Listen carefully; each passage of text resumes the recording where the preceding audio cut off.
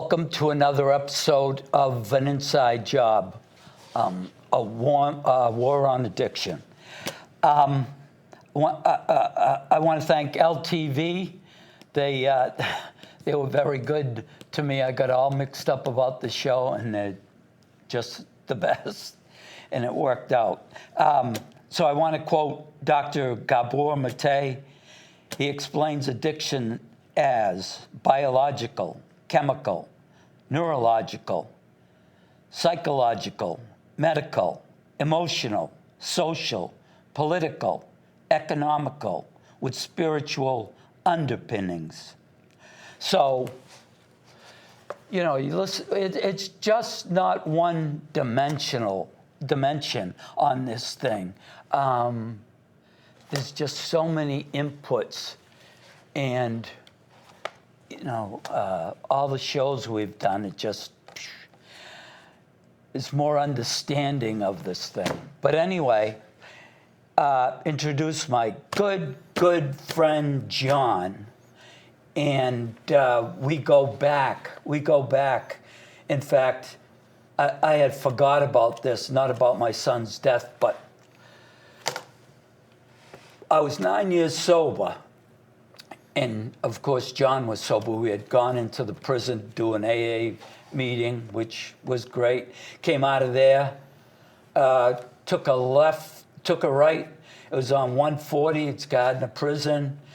The whole 140 was blocked off. I said, whoa. Went home, and my son called me and said, your son's dead. And John was with me on that. And he also, him and a good friend of ours, Dickie Schiltz, and maybe others were at my house, just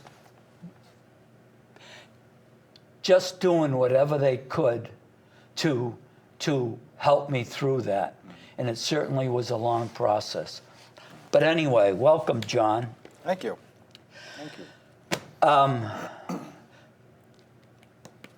Yeah, we're going,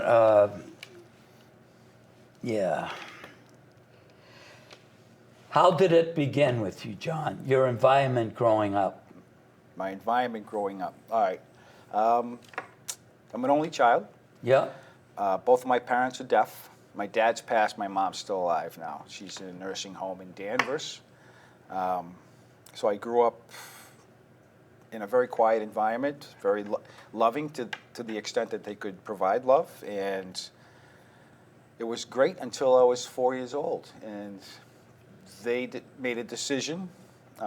Later on, when I got sober, I asked my mom, and I asked her once, and it's why I was sent. What they did was for my welfare. They wanted me to have a good education and good care, and a friend suggested an orphanage in Lowell, the Franco-American orphanage. So at the age of 4, my parents brought me to this orphanage, and that was my home for the next 7 years. Traumatic. Yeah. It was at a time of 4. I see my grandson when he was 4, and I'm thinking, oh my God, that's the age I was brought to the orphanage. And I remember driving with them to the orphanage and having to interpret. You know, at that age, I was their little interpreter. And really? Yeah. At 4, you could. At 4, I had the language. Wow. I had the language, and because sign language is my first language, and so whatever they were discussing, I didn't understand it, but I just kind of did what I could, and found out that was going to be my home for the next 7 years. I would come home in the summer when the school year was over. Sometimes they were picking up on weekends. Holidays, that kind of thing, but yeah, that was my first trauma, and my not understanding why. Yeah, how was it at the orphanage? It was tough. It was tough. Yeah, it was run by Catholic nuns from Canada, and you know, we all have our opinions of nuns and the Catholic whatever, and you know, and my view of them has changed over time, and you know, they gave up their lives to take care of us, basically. Right. You know, and I got a great education. They took great care of me, but it was rough. You know, you had to protect yourself. You know, boys are boys. How many kids in the? boy, I don't remember how many, but I know the girls and the boys, of course, were separate from different parts of the building. We all lived in dorms. We all had chores. Once I was old enough, then I would, sweep the stairs one week, do dishes the next Yeah. week, work in the kitchen with the nuns, peeling potatoes and Yeah. stuff like that. So we all had responsibilities, very young, cleaning and taking care of the place, and then we had our playtime, and then of course classroom time. So How was yeah. school with the nuns? Very strict. Yeah. Very strict. Yeah. You couldn't breathe wrong.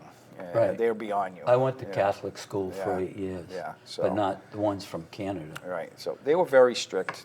Yeah. Some of the nuns it was personality.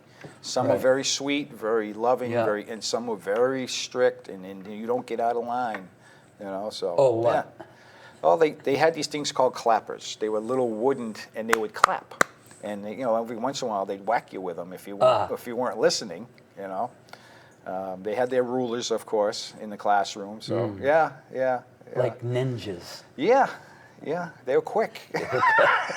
They were quick. So you had to protect yourself. I had to protect myself, of course. The other kids, they're survive. We're all in survival Yeah. mode at that point. Yeah. We're just trying to get by. We don't know why we're there. Some kids had no parents. Some kids, their parents just dumped them. Yeah. And kids from New York and the Bronx, and Brooklyn, Boston, Walpole, all these kids. All of a sudden, we found ourselves together in this place, and not knowing and angry because I don't know the backgrounds of the boys that I were with. What kind of raising they had or what kind of childhood they had. Right. So they came in, they were angry and don't touch me, don't come near me. They were Right. protective. Right. So Wow. Yeah. Wow. Yeah. That trauma, because I had read Dr. Mattei, and he talks about that, and he in his book, Realm of the Hungry Ghost, he talks a lot about environment, not genes, but the environment, those traumas Right. and that was, Right. how do you, I mean, that stuff goes really, really deep, It does. but how, at some level, do you think it affected you, that trauma? Oh, it deeply, to the point I think I hid it. I suppressed it. I tried Yeah. to get rid of it, because I didn't like that feeling of, Right. Well, there's just the idea that, my parents are bringing me to this place, and then they leave, and I don't understand why I'm there. So it set up the abandonment. I'm no good. Right. I'm not good enough. Right. What's wrong Right. with me? I'm flawed. Right. That kind of mentality. Exactly. Yeah. And so I'm living with that, and you get all these voices that are coming up and saying, yeah, good. And I don't want to hear that stuff. Right. And I want to suppress it. Right. I want to just, get rid of it. Are you still suppressing it? No, No. not really. I think I've worked. I'm not going to say it's totally done. I things have a tendency to rough, kind of man. sneak up on you when That's rough. when Yeah. you're not paying attention. Yeah. Right. But I've worked through it over time and through recovery. Yeah. That's helped me Yeah. tremendously. So after 7 years, 7 years, they didn't have an 8th grade teacher. They couldn't afford it. At that time, financially, they were having Yeah. some big troubles. They were taking in day students now from the Oh, neighborhood. okay. At that time, it was just boarders when I was Yeah. first there. So my parents decided to bring me home and go to a public school. I grew up in Fitchburg. yeah, And my first day in public school was just, it was the scariest thing in my life because I'm used to the strict, the quiet, the Right. controlled classroom of the orphanage with the Right. nuns. And my first day of class, the doorknob went through the fish tank, and kids are screaming, and spitballs are flying, and that. Really? And that was my first day of class. where was that? This was at the Teachers College, the TC, at, Oh, I at don't Fitchburg, remember that. at Fitchburg State. Back Oh, before okay. it was Fitchburg, back in the old days there. And luckily I lived a minute from Yeah. the school, where we lived. And for some reason I left at lunchtime. I went home, and I mixed my first drink for myself. How old? 11. I mixed a highball because I saw my parents. My mom's French Canadian, my dad's Yeah. Sicilian, so Yeah. you know, just Yeah. growing up and watching Cocktail time. cocktail. So back then. I don't know why. I mixed myself a drink, I drank it, and went back to class, and I was fine. You know? It was great. So that was you the did that pattern. every day. Yeah, that was not No, every day, no, but that you know, really? when I had all of a sudden I would have this inkling of having something, you know, and so I would mix myself something. You know, my parents had whiskey and stuff with company. They weren't alcoholic. No. But I just had that inkling. I had to, you know, have a drink, and it wasn't often. It was periodic, but yeah, Wow. and I knew it did something for me. Yeah. You know, And right off the bat, you right know it away, did something. right away. Yeah, And that was it. and that was it. That The was love affair. That was the start. Yes. Yeah, that's what that going down deep. Okay. So you're 11. I'm 11. Now what? So now, it's interesting because my last year at the orphanage in the 7th grade, I don't know what's going on at home. My parents picked me up the last day of school. It was in May. Their school year ended in May. They're driving back to Fitchburg and into a totally different area of Fitchburg. So while I was at the orphanage, they moved. They moved Oh. from the old place to a new place. And so I just emotionally couldn't handle it. It was just another trauma, I guess you could say. Yeah. And Of so course. I'm in this new place. I have no friends now. You know, at least I had some Yeah. friends at the old Yeah. old neighborhood. So now at the new neighborhood, I don't know anybody. So I don't leave the house. So from May, June, July, August, finally the landlady upstairs tells one of her sons to come down and get me out of the house because she knows I'm down there. And your parents were working, of The course. parents were working, so of you're course. there alone. So I'm there alone, yeah, all day, yeah. So finally I went out. They asked me to play ball. I said, sure. So I met my best friend, Steve, that day. You know, he lived Huh. 2 houses away. Oh, wow. And we've been friends ever since. Wow. You know? And that started me getting out and meeting kids at school and making friends that way. And I had this little group that we hung out together. We would skip school at my parents' place because we didn't have a phone, for one, because my parents were deaf. They didn't have a phone. Right. And just life went on. You know, it was fun. I finally had friends and I was having fun. So you know? were hanging at your house Yep, some we're days, hanging skipping out, school. skipping school, watching cartoons, you know, that kind of thing. No So- drinking? No, Yeah, no. okay. That's always more towards high school when Okay. freshman, junior, Okay. freshman, yeah, sophomore. Okay. That's when the weekend warrior thing came in. Yeah. And, So let's jump to that. Okay. Yeah. What grade? Senior, junior, The really weekend warrior, freshman. freshman? Yeah, freshman. So what's that, about 14 or something? Yeah, I was pretty young. When I graduated high school, I just turned 17. So Yeah. My birthday's in February, so I turned 17 in June, graduated. So I'm younger than some of the kids, but we would find someone to buy for us. Yeah. You know, we'd hang around and say, "Can you buy for us? We'll buy you this," and we pool Yeah. our money and just the same old. And, You gotta have someone. Right, and this was a day before. This was the time before the Civic Center was built. Oh. So we would go into the woods in the back by Coolidge Park, Yeah. and we would drink in the woods. And then they started construction on the Civic Civic Center. Center, and yeah, so Pool was there, right? Yep. Coolidge. yeah, Coolidge. So Yeah, so that was our drinking spot in the woods. yeah, yeah. How many? What were you drinking? Jeez, what was it? Tango.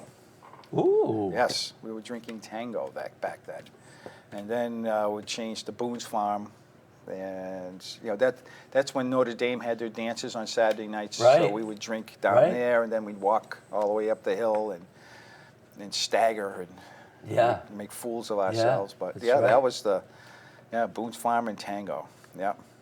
And then later on, the Colt 45 came in and the beer and all that good stuff. Yeah. So, when did you know you had a problem? Boy, took years. Yeah. Years. It was my wife who kind of pointed that out to me. I was 30 years old at that time. And I worked nights, and back then I was into other substances now. It wasn't just the booze. What were they? Oh, jeez. It's interesting. I still have my paperwork at home from Knockegg Hospital from 1988.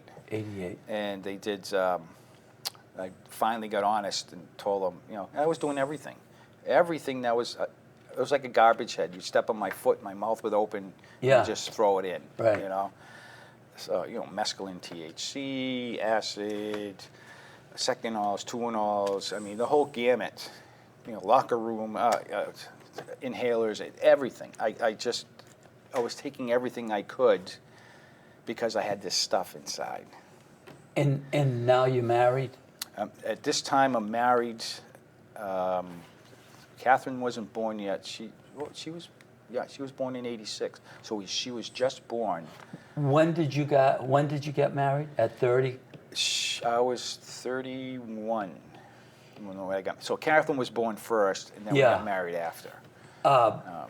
And you got sober in 88? In '88. Okay. Right. So what Right. were those years like? Oh, between '86 to '88, Yeah. it was horrific. I don't know when I know, I when met I you met you. through working with Dickie. Yeah. With Dickie. I I don't was know still. what year though. Yeah, you were still. It was '88. It was Yeah. 88, 87, 88 Right. that summer. I was a mess. I was a mess. You know, cocaine was back then. Cocaine was my drug of choice back then. Yeah. I was drinking. It had me. It had me big time, and it just told me what to do. You know, How'd you pay for it? work and stealing. You Yeah. know, by the time when I met you, I get fired. I was working for who was it? Heartland, Purity Supreme back then. And Yeah. I was a manager. I was an assistant manager for them, and making good money back then. And there wasn't enough, so I started taking cash out of the drawers and pocketing so I can buy more. The habit was just beyond. It was out of control. What's going on through your head then? Just need more. I just need it. I can't go on without it, Yeah. and I need it, and I need cash to get it, and it's just the scheming. All of a sudden, you're stealing, or I'm stealing, Right. without thinking of the consequences. No. I'm taking it because I need it. Yeah. I need this so I can buy that and quell this thing that's Beast. driving me. Yeah, right. All that shit Yeah. from Yeah. all that time. Right, You know, right, right. Yeah, it's yeah. quite a journey It is that we've quite a been journey. on. How many years now? She's 30. In November 11th, it'd be 31 Oh, okay. without a drink. Yeah. I've had knee issues. I've had surgeries. Right. And it's interesting. In 2012, I ended up in another rehab to withdraw from the opiates. So you. So, right. But it was cocaine. That was your love. That was But- my love, and booze, of course. Right. And anything else I could get my Right. hands on. So you were withdrawing from the heroin. Right. You were smoking it or shooting it or. No, it was because I had knee problems. I had Oh yeah, the pills. right, the knee replacement. So it was fentanyl and morphine. Yahoo. Yeah. So 8 years of fentanyl and morphine between the two surgeries, the they two kept knee you going. replacement. They kept me going. All that time. And I was sober back then. I was in some reason I thought it was a good idea because the knee was giving me a lot of trouble, and I was in a job I couldn't get out of. It was a student, and I wanted to finish the school year with this student because I was his only access as a sign language interpreter. That's what I do now. So I went to my doc. I said, I'm in a lot of pain, but I can't have the knee replaced until the end of the school year, and this was like December. Yeah. So he said, well, we have this stuff fentanyl. And without talking to him, Fentanyl. Yeah. Back then. Wow. without talking to my sponsor or anything, I went, all right. At that time I had, 18, 19 years sober. I'm thinking, okay, it's a good idea to slap this on. Well, I can you had handle pain. it. I had pain. Right. Right. Legitimate. Real pain. Right. Yeah. So Right. So yeah, I'm on crutches. I'm trying to go through the school year with this kid. Now I have the fentanyl. Then the Percocets came on after that to get me through the school year. Had the knee replacement. The other knee's gone. So instead of having the knee done right away the next year, because I'm on pain meds, it extended. I said, oh, I don't. The knee's not bad. I can keep going. And then 8 years went by, and by that time I'm on massive amounts of fentanyl, and now I'm taking morphine, and I'm addicted. It's got me. It's got me. So probably taking a few extra. Oh, I oh bet yeah. you worked the doctors too. Oh right? man, yeah. Skiing. I don't know where they went. Yeah, they're gone. You know, they don't stick on. They don't stay. So you know, they doubled. They gave me more, so they would last a month. And oh yeah. Was it the patch? It was a patch. Oh, it was the patch. Yeah. You can eat those things. I know. I heard that. I said, wow. When I was running the halfway house, this one kid telling me about that. Oh yeah, you can eat them. You slap one on, you eat the next one, and you just go through your day. I was working, and I was back in that mess again, and it got darker as time went on. Were you still coming to meetings? Often, I was interpreting meetings. Oh, that's right. As an interpreter, Yeah. so I'm interpreting in Western Mass and Worcester, and it was and I realized I was in trouble after the second knee got replaced. I went, I'm in trouble. Yeah. So I called, went into rehab, and they withdrew me from the opiates. And what a nightmare! That was a nightmare. With all that, you've been taking it all that time. Yeah, 8 years. Yeah. Oh, it was a nightmare. A friend, Dickie, he was up the hospital, heroin addict, at least became. Right. They wouldn't give him enough pain meds, so he went in the sink and broke his wrist or something, so he could get more. Yeah. We'll do anything for it. Anything. When it's got me, I will do anything. Right. I will do anything. Yeah. Yeah. And now we have to look back at that, and Yeah. I caused a lot of damage, Yeah. and I still struggle. Yeah. Do you? Oh yeah. Luckily my wife is still with me. I mean, Right. she's been through this twice. Right. With the original cocaine and the booze Yeah. and all that stuff, and then the second time through the opiate addiction. Right. I mean, and she's still here. So Yeah, and it got rough. I asked you that because Yep. you had told me. Oh yeah. You're down the cellar. I'm in the basement. That's what I'm doing. I'm isolated. I'm avoiding. Yeah. And when I started going back to meetings after I withdrew from the opiates, all I could say is I couldn't get out. I was in this bubble or whatever, and I couldn't get out. I can't get out. I can't talk to people. I can't communicate.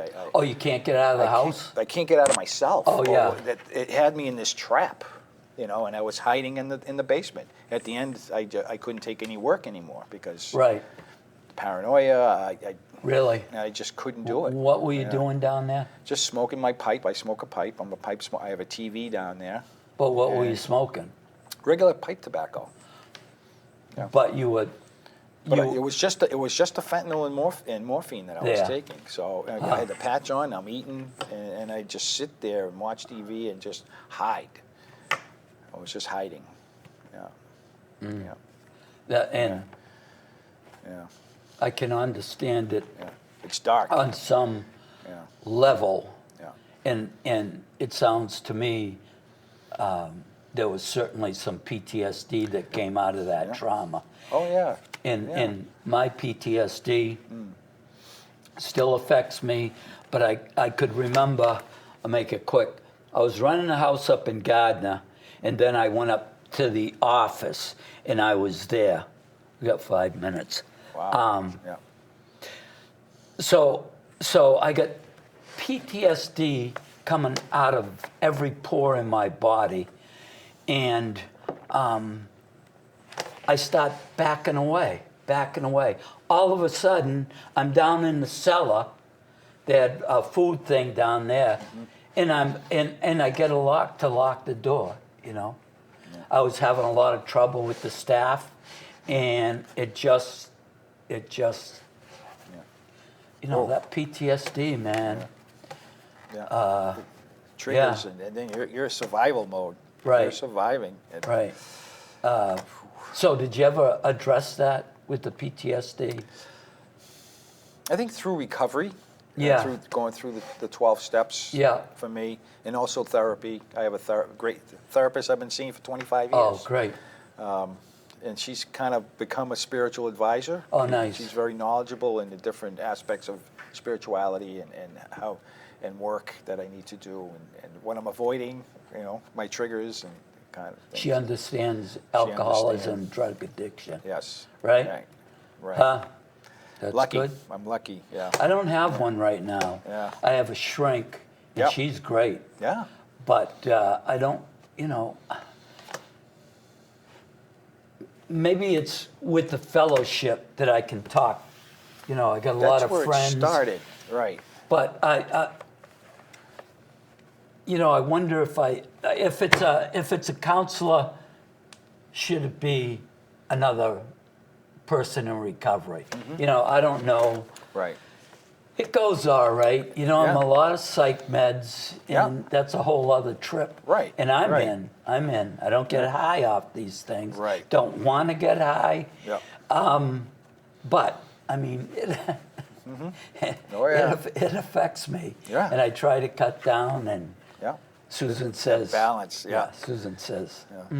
You better take it back up to Yeah. to the level that you're at. Yeah. The therapeutic level. Of, Yeah, yeah. Tough stuff. Tough stuff. Yeah. Does she address PTSD? She does. She's not an alcoholic or addict herself. Right. She's very knowledgeable, and she sees other folks who have addictions and issues and their children. So she'll ask me for some advice Yeah. or some perspective on Yeah. this and that, so which is good. Right. We have a great relationship. You're right. Yeah. She's very knowledgeable, wonderful woman. So yeah, You're lucky. I am. Yeah. We're going to wrap this one up. I know the red light's coming on in a moment, so we'll do another show. And that's it. That's a wrap.